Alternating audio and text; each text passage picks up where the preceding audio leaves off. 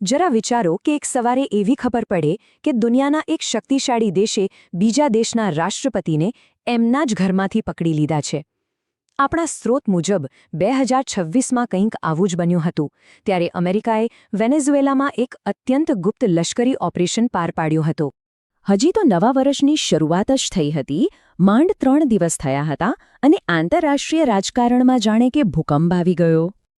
કોઈને કાનો કાન ભનક પણ લાગે એ પહેલાં અમેરિકન સ્પેશિયલ ફોર્સે વેનેઝુએલાના રાષ્ટ્રપતિ નિકોલસ મદુરોને એક વીજળી વેગે કરેલા દરોડામાં પકડી લીધા. આ ઘટના એક મોટો સવાલ ઊભો કરે છે. આટલું મોટું ઓપરેશન આટલી ચોકસાઈથી આટલા ઓછા સમયમાં કેવી રીતે પાર પડ્યો?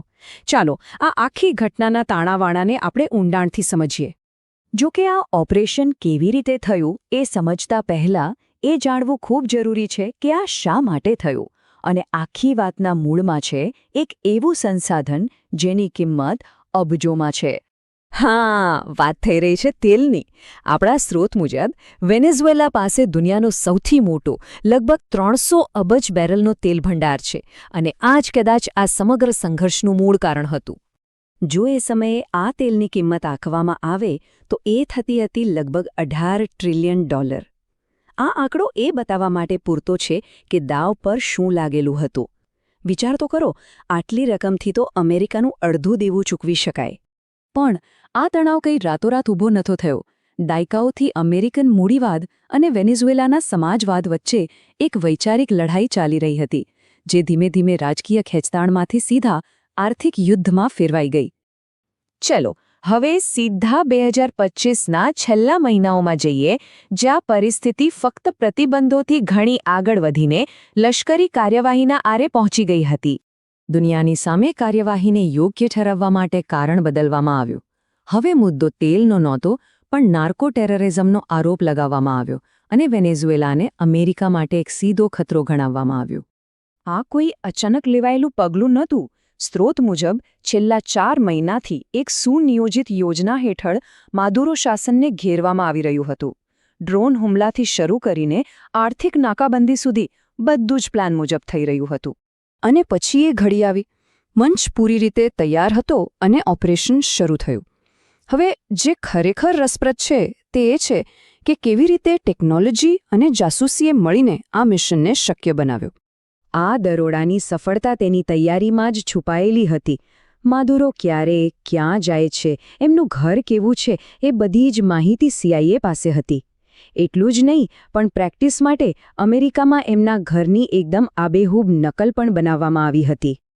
ઓપરેશનને 4 તબક્કામાં વહેંચવામાં આવ્યું.